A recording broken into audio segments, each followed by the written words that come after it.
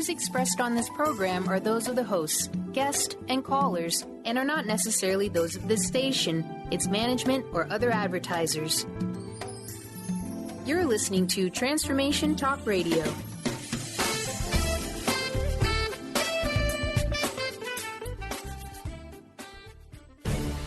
Get ready for a game changer. Sarah Westall is bringing you Business Game Changers Radio. Mondays at noon Pacific, 3 Eastern, Sarah will bring you leading experts, visionaries, and newsmakers who provide the best commentary on big issues and cutting-edge innovations. Sarah's 20 years as a business executive will help you think like an entrepreneur with expertise, energy, and attitude. Now here's your host, Sarah Westall.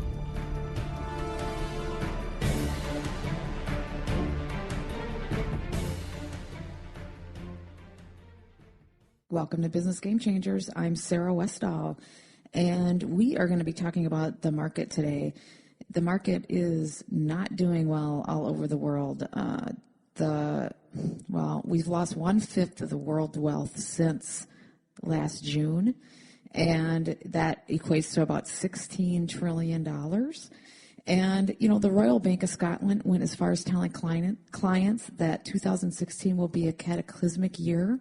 Oil could reach $16 and stocks will be falling by at least 20% or more, and that people should sell everything except high-quality bonds. But others, such as MarketWatch, claim this market is giving you great opportunity, and they go as far as having cartoon after cartoon lampooning the panic that people have and trying to shame people out of selling their stocks. For example, they'll say that the smart people, what is the stock market? The stock market is a place where people panic, sell their stocks, and the smart people make money. Things like that. And to make you feel like an idiot for selling. So basically, what's really going on in the market? Obviously, there's a lot of turmoil. Well, today I have Irvin Goldman, who was the past CEO of Cantor Fitzgerald, and he was also past head of corporate strategy for J.P. Morgan Chase. He has a lot of inside knowledge of the markets and what's going on. And when you talk to him, he blames it pretty much on geopolitics, just the uncertainties in the war and everything going on geopolitically, and then also on China. And he's going to dive into that and why China is such a question mark. And then we're going to get into other things like just the trust and how the world has just changed a lot. And, the trust in governments, the trust in media, and just all the fraud that's been going on in Wall Street and how people just don't trust the system and how that's contributing. But then we also talk about the great things that are coming with technology and how much that can help our world. Medical technology and just the computers, everything that's going on in technology and how our standard of living will be immensely better with this technology as it moves forward. But there's a lot of change in the process and how people are coping with that and how that's affecting us. It's a very interesting interview. But before we get into that, I want to talk to you about financing opportunity that I have for you. If you are a startup company or you are a business looking for funding, I have a method for getting funding up to $250,000, 0% interest for 18 months. And you should look into that if you're looking for, it's the cheapest money out there. And if you have a short-term project, maybe a real estate project, maybe you're a startup that just needs to get a history of cash flow going, this is a great opportunity for you. You do not have to have collateral. The one requirement is that you do need to have a credit score of at least 650, which hopefully you have that, which is important as a business owner to really maintain your credit score. And the other thing is you need to have a Social Security number in the United States. So you need to be either a citizen or have the right to work in the United States because they need to be able to track that. But beyond that is the least expensive money out there for short-term financing without collateral. So if you're a business owner or you're looking at doing a a real estate project or whatever you're looking into, really look at that. You can find that on my website at sarahwestall.com. And now I am going to bring on Irvin Goldman to the program. Hi, Irvin. Welcome back to the program. Thank you, Sarah. Great to be back. There is so much going on in the markets, and I really wanted to bring you on to give us some clarity as to what's going on. The markets are falling all over the world. Brazil, Canada, Greece, Venezuela, amongst others are in depression territory. Is the world currently in a recession, including the United States, do you think? No, I don't think so. What's really going on?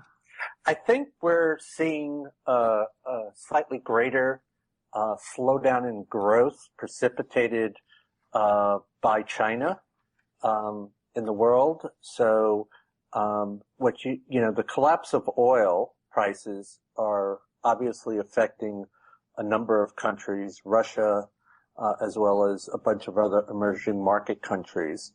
And they're having problems. You see Brazil is having its own problems. That country's has negative growth of around almost 4%. But the big issue is really China.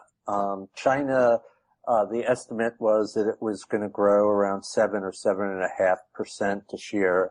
And clearly it's not. It's very hard to know what the real official numbers are, but from all evidence of what's going on with commodity prices all over the globe and what's going on with countries who are very dependent upon exports to China, there's a downshift. And that's what's going on. And because they claim they grew, right? They claim they grew at like 6 to 7%. So do you think that possibly they didn't? They retracted?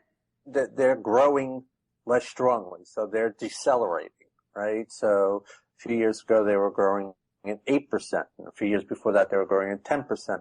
So they're going through a structural adjustment. But when you go from 8% growth to potentially 6% growth, you're cutting your growth by 25%. And being the second largest economy in the world, that affects all your trading partners, and it has contagion effects all over the world, including the United States. But would that really slow us down, though? Because if they're still growing, slow us down a little. Because if they're growing by 6% instead of 10%, we would still have what we had last year plus an additional 6%. No, they were growing more than 6% last year, right? So yeah, like they were 10%. 7.5%. Or 7.5%, so okay. Right, so if somebody's going to buy 10 of something last year and then they decide to buy 8 of it this year, if you're the guy selling it to them, you're selling them less. So you're growing less. You're still growing because you're still selling them 8, but you're not selling them 10.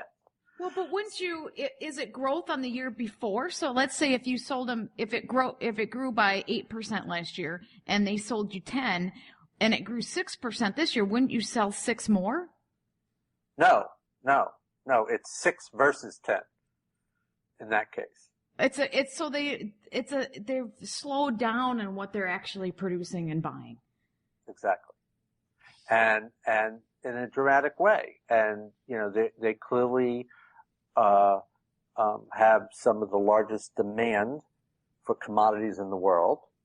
And that's, affecting commodity prices all over, which are hurting countries, that are natural resource exporters. Well, because they were buying a lot of copper and construction material, and they've really slowed down that, haven't they? Yes. And because they were doing infrastructure development huge. I mean, building up all those, they call them ghost cities, and they're not doing that anymore. Right. They're going through some structural change. There's no question about it.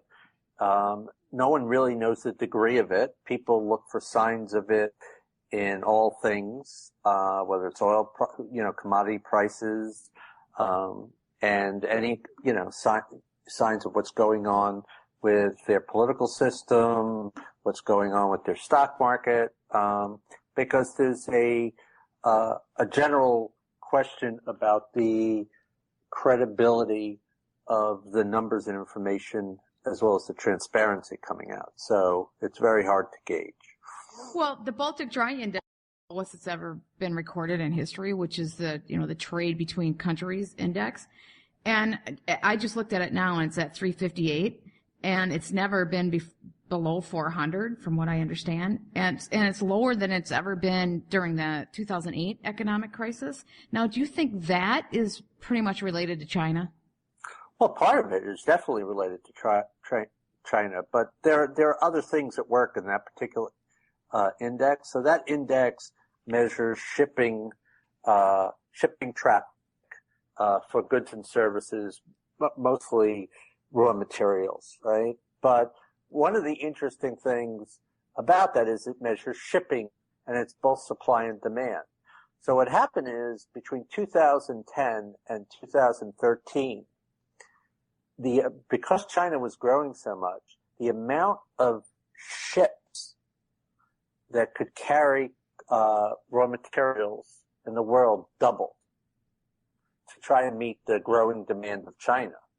So what happened is not only did China slow down, okay, but the number of ships that are out there now have increased over the last 5 years. So it's kind of it's a healthy adjustment in the sense that there needs to be less ships, and because they're all fighting for less of a market, and so there just isn't enough for all those ships to be around. Right.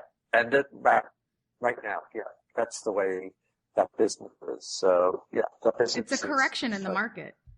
There's no question. The market is going through an adjustment right now. The question really boils down to what you originally asked, which is it going to cause a global depression, and are countries in depression generally, and how badly will it affect the United States? Listen, I think that we are slowing down. How much we slowing down is still in question. Like the IMF just cut I think a few days ago, 2 days ago, it just cut their forecast of growth, global growth, by a little, not tremendous, but enough, because of what's going on. But they're not projecting massive contraction in the world. It's just a slowdown. Well, the Royal Bank of Scotland just recently came forward and said that they're at a cataclysmic year. Oil could reach 16 and stocks will be falling by more than 20%. And they just said everybody should sell everything except high quality bonds. Now, are they getting scared and they issued, is there just fear that's out there, or do you think some of that is? Listen, I think that's personally a little bit of an extreme position to take. I'm not saying people, different people have different opinions. I mean, the stock market, the S&P is down, I don't know, somewhere where we're talking today, 10, 11%. And, for the year. And if you were to go down 20% from here, then you would be talking about an event that's only happened twice in the last 100 years. So, that is a cataclysmic call on their part. I just think they're wrong. They're more paranoid on what's going on. But do you think that the oil, because oil, we're kind of in a tough spot with oil because the oil industry was our booming industry, and it was really creating a lot of jobs, and it was really helping the United States become strong. I know we have tech and we have other areas that are doing great, but oil really was a booming industry. And with that being in such a crunch, with Iran coming on board and starting to sell oil, and with OPEC not lowering how much oil they're selling, do you foresee that being a continuing issue? And how do we get ourselves out of that? Well, I do think it's a continuing issue.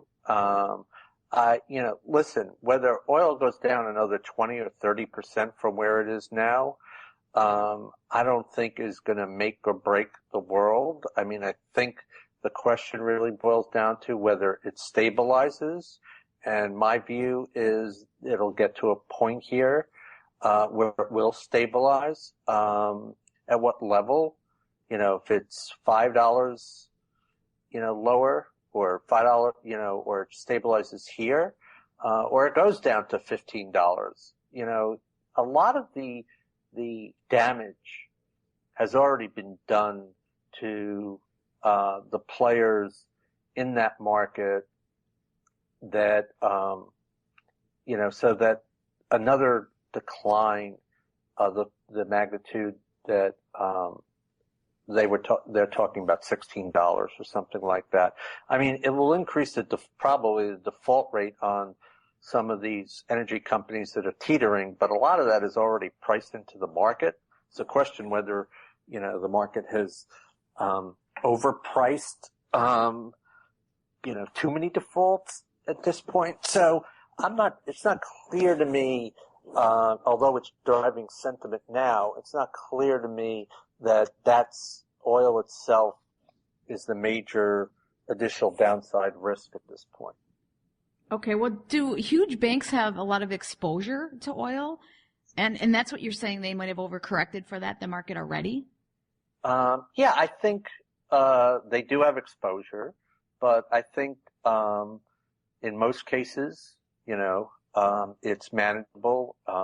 It's part of stress tests the banks do. They have individual sectors analysis and so on and so forth. Banks are pretty transparent about those type of things, the percentage holdings and stuff. So I'm definitely not worried about the U.S. banks. I think the U.S. banks are very financially strong, actually. Well, what about in terms of their balance sheet? Their business lines is related to oil. That's a different question, but. Oh, yeah. I see. Because they got lots of business lines. So their oil business line is probably doing awful, but it's balanced out with everything else they have going on, and they have enough reserves to deal with that risk. Yeah. I think the banking system in the United States is stronger than it was. And the derivatives in that industry you don't foresee that being an issue? I don't. No, I don't think that's what the issue is right now. Well, what do you think the issue is right now? Just China and I think this China is a major oil? risk. No, I think China's a major risk. I think geopolitical uncertainty and tensions in the world are a major risk. I think the United States political situation is an interesting risk. Because I think that despite all the noise, you look at betting markets and, probabilities and wages, everybody's just assuming Hillary's going to win, right? And I just, it's going to be very interesting if something were to happen with her on the Democratic side, because if something comes up, okay, you could have Joe Biden enter the race or something like that, but then you end up with a very limited, Bernie Sanders versus Trump? Well, I don't know who. That could be weird, but listen, I don't think we as a country have a great, an outstanding selection of candidates. We have some extreme stuff going on. Yeah. So the point just is that it's uncertainty. And, until we clear out and get further along in the election cycle and the Republican side narrows down and there's some clarity on that and, and some of the stuff surrounding Hillary stabilizes, once we get to that point, we'll see. But right now, I think it remains a significant risk. So, so you have geopolitical risk, you have China risk, and you have U.S. political risk, and you always have these black swans, things that no one saw coming, and they inevitably show up here and there. Right now, the stock markets around the globe have just taken, a historic negative turn for the worse at the beginning of a year. So, sentiment is horrible. You've seen corrections off the highs of stocks that are, strong stocks, but, off the highs that we saw last year, stocks like Citigroup are down 35% off their highs. That's a big move in a stock portfolio. I mean, if you think about it, oh, yeah. Exxon, which is, a major energy company, and Chevron, those stocks are down, off their highs. Like, listen, there was some discounting of what was going on in oil, but they're down 25-30% themselves. But the fact that you have a stock like Citigroup and Goldman Sachs, you see stocks off their highs down, 25, 35, 40%. And then the general stock markets in decline this rapidly. There's tremendous uncertainty and fear. And, clearly, we could be in a bear market. We still have to wait to see. There needs to be, I felt there needs to be an adjustment in valuation in the market. And, this might be very healthy in the long run. Well, some of the stocks were overpriced, right? And other No, ones, absolutely. but other ones aren't, though. Other ones are pretty low for their PE. General fear. There's just general fear, right? There's a little bit of throwing the baby out with the bathwater in certain circumstances. And I think, people that are excellent at evaluating companies' true value and getting away from the sentiment, we're getting closer and closer to a number of high quality stocks getting to prices where for the long-term investor, they should be buying them. So, and it's one of those things. You're always average in, right? People get scared when markets go down. But when markets go down, if you're really a long-term investor, not a trader, you should be looking at the valuation of a company for the long term and saying, okay, it's not overvalued. It might be undervalued. That's when you want to buy a stock. You want to buy them when they're undervalued. You want to sell them when they're overvalued. So, we were overvalued.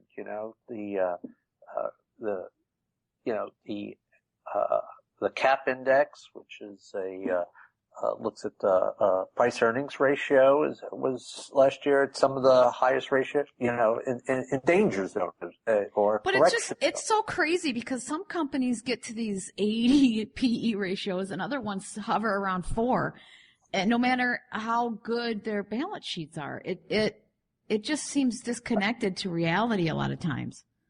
But that's the stock market. Yeah, Sarah, that's just the way it is. It's not like it hasn't been like that forever. It is. That's what makes it hard to predict. So if you're just looking at reality, you better back up a few steps. Okay, well, speaking of geopolitical, let's talk about some of these things. The BRIC countries, Brazil, Russia, India, China, and South Africa, launched in July 2015, just, recently, the new development bank as a competitor to the World Bank and the IMF. And their media announced that charter is to boost infrastructure funding in the emerging economies and offered them tailor-made services. Do you believe that's their real agenda? What do you think? Oh yeah, no, I think that's conceptually their agenda. I think it's just a very political move, right? They're competing with the World Bank and the IMF, and do you think that they're one of their? So let's talk about that, because I think that's part of what's creating a lot of the uncertainty.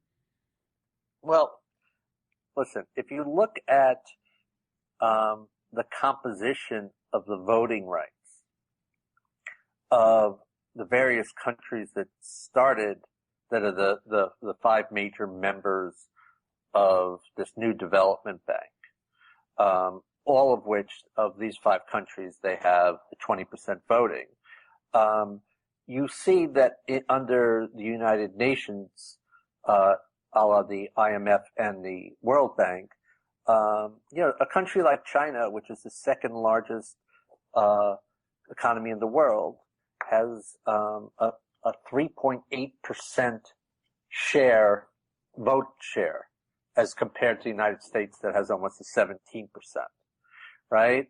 Whereas in the new development bank, they have 20%, right? And the same thing with a country like Russia, who has even smaller amounts, they're less than 2%. So, this is a political move to get away from a U.S. Sort of Anglo-Saxon dominated, American European, I shouldn't say Saxon, but American European dominated, institutions and making them more Asian centric. I mean, look, the West versus the East, kind of. Pretty much. Well, with Brazil thrown in there. Brazil's not the. Yes, I know.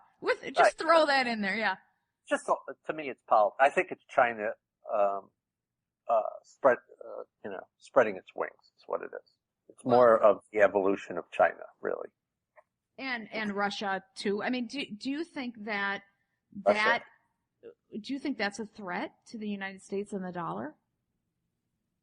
Oh, I think over the long run, we discussed this previously. There will be a change in the mixture of reserves, but I think it's a 20-year thing, not a 1 year, 2 year, or 5 year. This is just the beginning of a change. Okay, so it's not, because you hear so much, on the internet, you're hearing so much about this. It's fear mongering, about how China wants to take down the dollar and they're dumping dollars and they're trying to be independent, and Russia's, and so you wonder what's really going on there geopolitically. Is that really, or is it just, it's a long-term natural evolution as they get more power? And yeah, it's pretty much it's part of the world balancing of power going on. It's just what it is. Well, let's talk about. I'm going to bring up InfoWars, which is kind of a alternative site, but they have over 20 million followers, and Trump is on there a lot, and it's getting a lot more. I'd like to look at some of their stuff because they have facts and information on there that I haven't seen elsewhere. However, I don't necessarily agree with how they're connecting the dots on many issues, but they recently ran an article showing a declassified email that was sent on April 2nd, 2011 to, at the time, Secretary of State Hillary Clinton, revealing the invasion of Libya was launched to prevent Gaddafi from establishing a pan-African currency based on Libya's gold dinar. Is this typical foreign policy? I mean, would we start a war and attack other states for the purpose of maintaining control of the currency? Listen, I'm not the expert on foreign policy, so, I could speculate. I think our government does a lot of things for both our protection and political agenda. Do I think it is something that's out of the question? No. Do I think it's something we did? I have no idea. But I think that particular topic is something that I really can't comment on because I'm not an expert on. But who would they consult? Go ahead. Yeah, go ahead. No, who would they consult to see whether this is what they would do? I mean, would they be talking to the big banks, or is it really be Federal Reserve, World Bank kind of territory? You know what I mean? When it comes to foreign policy in the economy. Well, I think there's, I think the Treasury always interacts and has many conversations with the Federal Reserve and the banking institutions around the country, as well as the world. And they're, I think, very abreast of everything that's going on and how that translates into, from the monetary arm of the government to, meaning the U.S. Treasury, and that communication to other branches of the United States, and how strategy gets developed on that topic, is not something, as I said, I have infinite knowledge, but the fact is, that process happens for sure. How it relates to this, I don't know. But okay. Well, with all the bad information out there and fear mongering and, just extreme differences in the way people view what's going on in the economy, where do you suggest people should look to get good information? You know what I mean? It's hard. Yeah, no, it's hard. It's hard. No, well, first of all, the question is whether you're getting good information or you're getting good disinformation. So I think it's very, very difficult. I just tend to be very skeptical of the press and what comes out in terms of the information and the quality of it, as well as the truth behind it. So, I read things, but I take everything with a grain of salt because I think everybody that writes something is writing, for the majority, is writing it with a agenda, and whether it's backed by some organization that's helping the writer produce what they're doing, I've seen too much to trust very much. So I'm the wrong person to ask where you should get information because I think you have to be a little cynical about the information you receive. Well, can I ask you, what do you suppose the agenda is of people? I mean, I understand the agenda when people are talking that everything's rosy for a company or whatever, because they might have exposure in it. They're trying to get people to, prop up the stocks so that they're okay. I mean, making the market seem better than it is always makes sense. That's the government stance, the business stance. That makes sense of why they would be doing it. But what do you think the fear mongering is for? Well, can you give which fear? When they think that the dollar is going to collapse and that the other countries. I think that's actually people's opinions.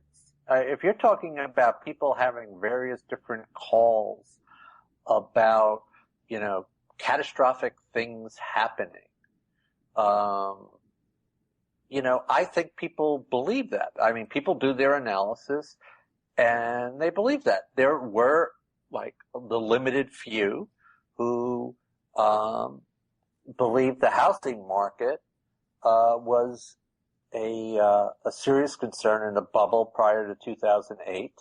And, people could have, there were people that said this is, cataclysmic as somebody used the word earlier, right? And they ended up being right. So yeah, well, they were laughed out of rooms. People just didn't think they were serious. The idea of Monday morning quarterbacking, I just think that there are a lot of risks in the system, and how people view those risks and how they will play out, will vary. I think the reality is that, we did just go through the greatest economic crisis since the Great Depression. And without the Fed, I think it would have been greater than the Great Depression. And we're still living through this grand experiment. Because we haven't solved these problems yet. We're still lingering. Well, there are a lot of problems that haven't been solved, and this global monetary stimulus has caused a lot of unnatural dislocations throughout the economic system. And I do think it's reasonable for people to be fearful as the Federal Reserve starts the policy of unwinding it. Well, people feel that we haven't solved the problems from 2008, and the Federal Reserve have used up their ammunition to deal with the problem. And at some point, and you don't think that's the case? No, I think that the Fed still has some tools in their toolbox. Like, for example, they could go back and do more quantitative easing. They could do that again. But I do think that it's less, and it's not clear, how effective this massive amount of stimulus has been.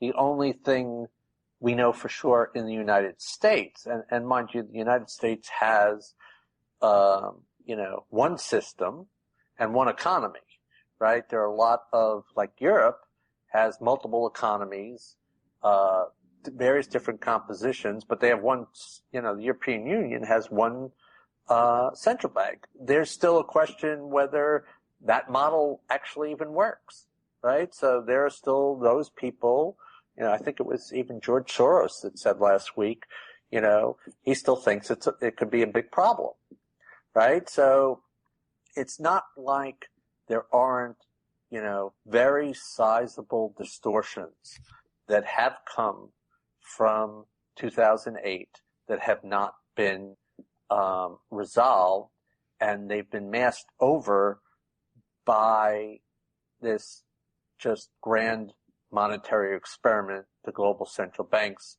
are still in. And I think there are a lot of people out there that think the outcome ultimately of this will be, very unhealthy, and that the result will be, a dramatic change in the economy and with some significant ramification. And there will be those that think it's cataclysmic things will happen, as we see. Well, but if cataclysmic things happen, the dollar resets, it doesn't necessarily, it might be bad for a little bit, but the dollar could reset and we still have the assets and we still have everything. A company will still be valued at what it still have the value of itself, right? I mean, it will be painful as we retrench, but well, I'm less worried about the United States. I'm less concerned about the United States in terms of the spectrum of risks. I mean, the United States could go back into a recession. I mean, a few months ago when we were talking, you asked me what percentage chance are we going into recession? And I said, I thought for 2016, there was a 20% chance. There's probably, if you ask me now, probably a 25% chance as opposed to 20 in my view, right?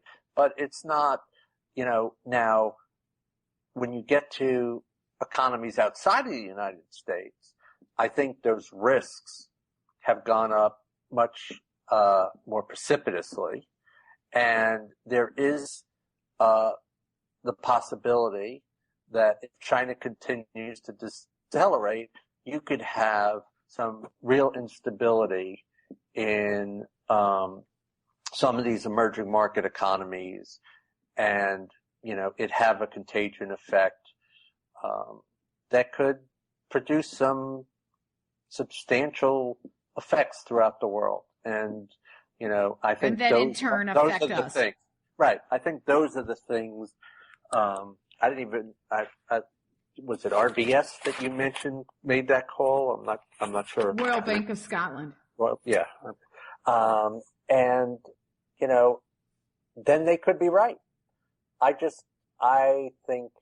don't think it's as dire as the pessimists do. Having said that, with regard to the stock market, there wasn't a great expectation on anybody's part that this year there were going to be, on average, the view was not substantial returns this year. There were those people calling for up 10%, but no one was calling for, the general consensus was not for a particularly strong year. So the fact that the stock market's going to experience a lot of volatility and may end up negative, but, marginally negative, that wouldn't be surprising either. Well, we haven't had a negative for a long time. So every 7 years we have a recession. We're kind of due for something. Yeah, we also have interest rates that have been a little low, remarkably low, and they still are remarkably low, and so are those all over the world. So, and clearly, as we go through the year, as these different events affect things, it will also affect the pace at which the Federal Reserve adjusts monetary policy. I mean, there are a lot of people that thought they made a mistake in raising rates in the first place. I mean, Ray Dalio, who's one of who runs one of the biggest hedge funds in the world, Bridgewater, and is one of the smartest guys in the industry, thinks the Fed's going to have to do QE again. So listen, there are opinions all over the place. I don't think that it's necessarily a great investment year. I know it's easy to say that when the stock market's down 10%. It's just, it was never going to be a great risk reward year. The stock market could end up for the year, but the amount of volatility you're seeing for the return that it gets is not great.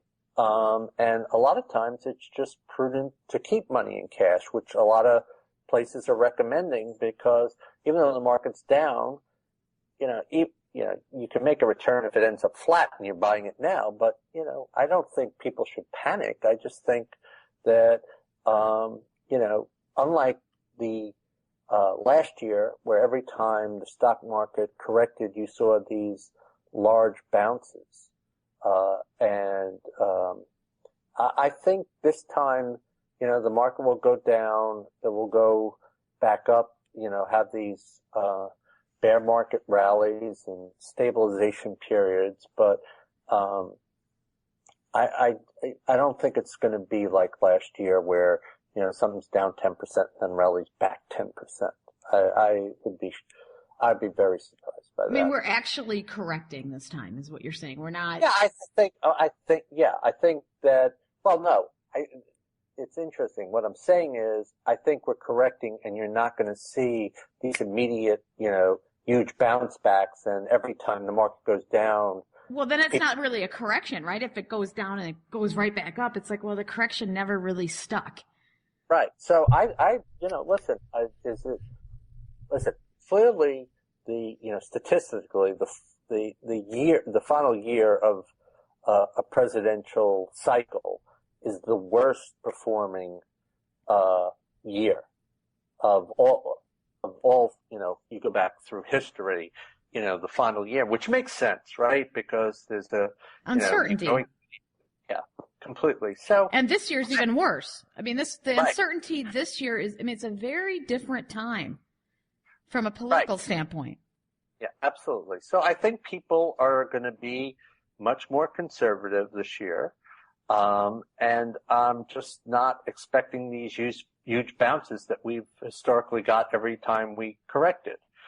Do I think that we'll be down 11%, 12%, or 20%?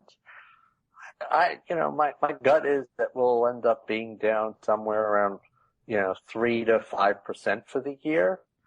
But, it doesn't mean we can't be down another 5 or 10% before we get back up. It'll be very interesting. It's just one of those years where the warnings about taking chips off the table and having a larger percentage in cash than normal, I think is prudent. Because then you have a position to be able to buy when you want to, or at least you're protecting what you have. Exactly.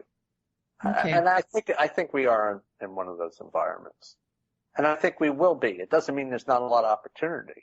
But, for the long term, it's just, it should be for the long term. And there's always opportunity, right? There's always companies that are growing and gangbusters or undervalued. Yeah, listen, the technology sector, it's a hard thing to value, but a lot of these technology companies are just, they've established they're in their infancy. Right, and platforms, and they're going to keep growing. A company like Google, I think is just going to be one of, the more significant companies for decades, right? It's not, so. And there's a lot of other companies, or there's never a lot like that, but there's a handful of companies that are growing into that. The tech market's really a bright spot. Oh no, technology is just. It's infancy. It's infancy. Yeah, no question about it. So there is lots of opportunity.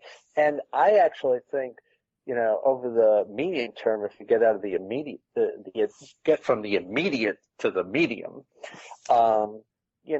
there is, some really bright prospects globally for the productivity and the impact that technology is just going to have on society and growth.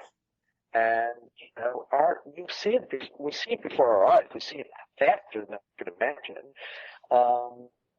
But it's just happening so quickly, and it's just fabulous. Like, I always joke with my kids that, they always ask me what was my favorite thing that I would want.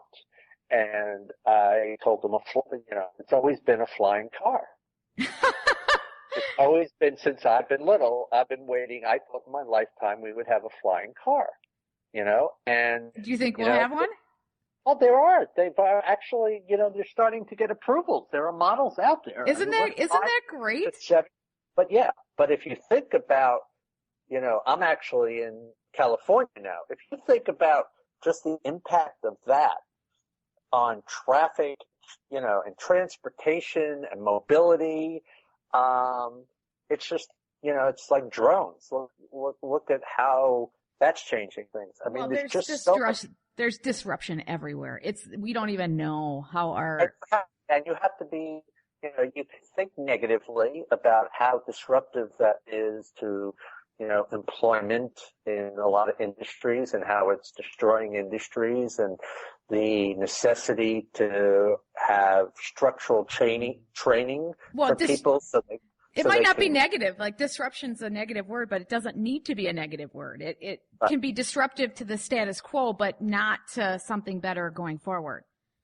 Yeah, so I have very optimistic medium-term outlook on the world economies because I see things a little bit through the lens of what's going on through technology and how much better it's going to make the world and economies and people's standards of living. But the process to get there can, have some significant implications. See, I think I agree with you. I think that we have this really bright future, but there's so much change and there's so much chaos that people are afraid of change, and they're afraid of the path that we're taking to get there because they don't understand it. And well, yeah, and when it affects you in a negative way, a la somebody loses their job and in a business that they've been in an industry, and they're 40 or 50, well, you can be in your mid to late 30s, you have to reinvent yourself. And a lot of times it's hard to reinvent yourself later, but the larger part of our population right now is basically, 35 to 70. And that's the hard part.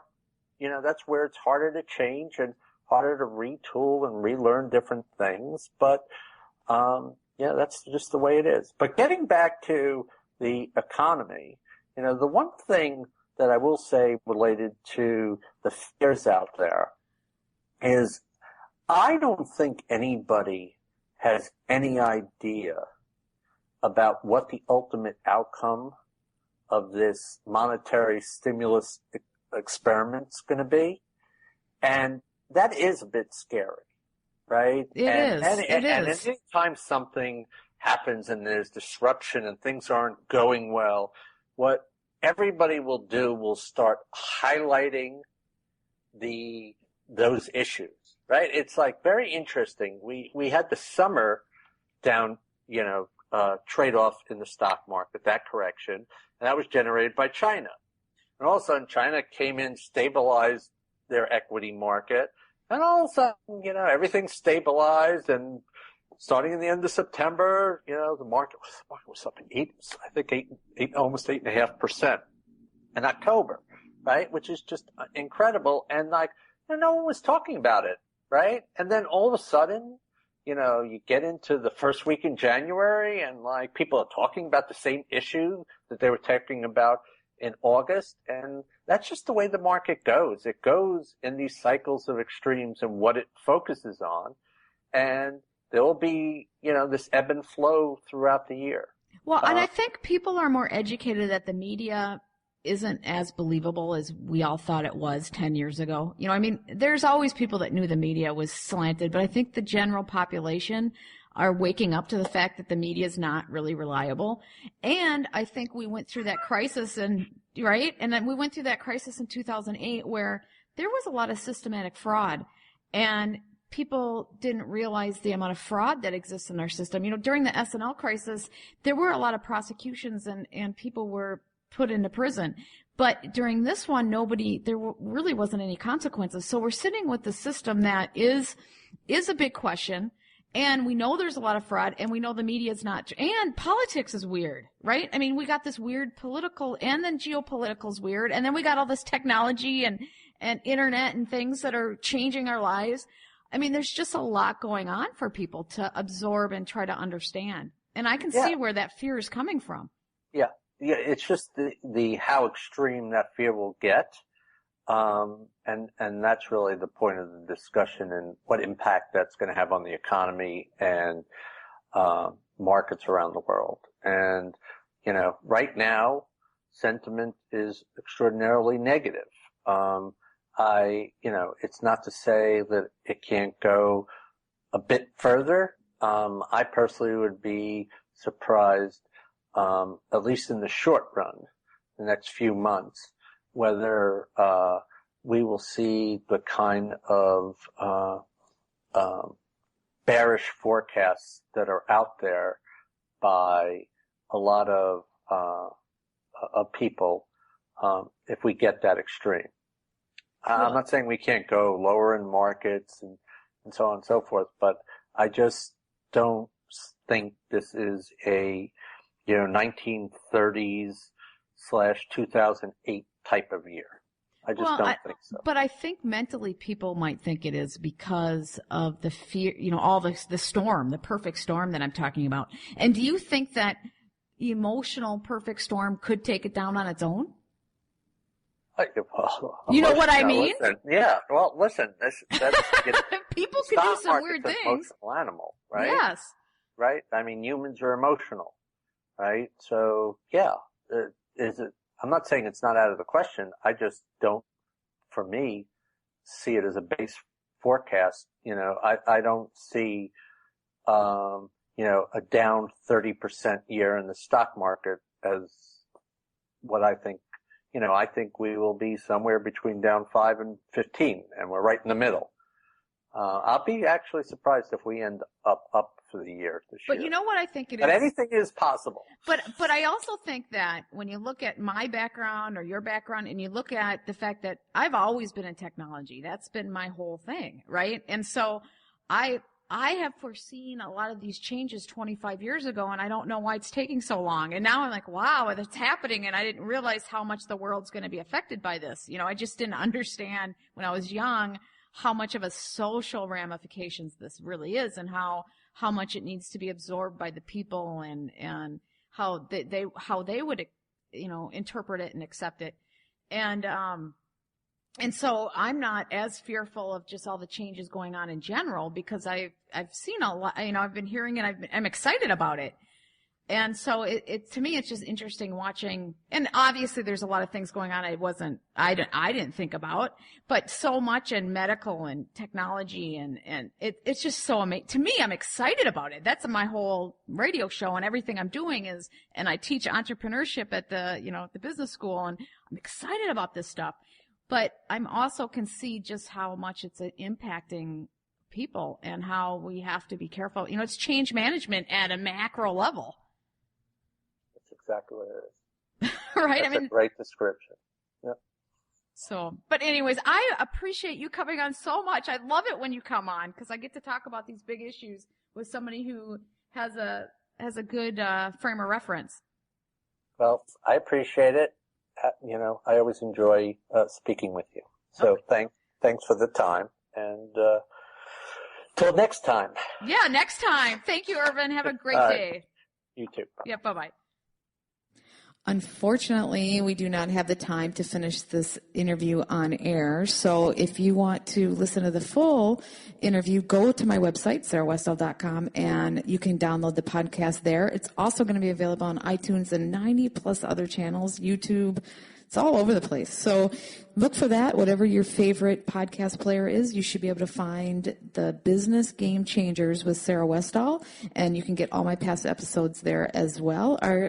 Some of them only do my past 10. So if you want to find ones that are older than 10, you have to go to my website. But to get the rest of this interview, you can go all over the place. But sarahwestall.com for it for sure, in case you can't find it. And I hope everyone has a wonderful day. You've been listening to Business Game Changers with host Sarah Westall. Tune in each Monday at noon Pacific, 3 Eastern, as Sarah brings you leading experts, visionaries, and newsmakers who provide the best commentary on big issues and cutting-edge innovations. Sarah's 20 years as a business executive will help you think like an entrepreneur with expertise, energy, and attitude. Tune in Mondays at 12 noon Pacific Time and learn more about Sarah at sarahwestall.com today.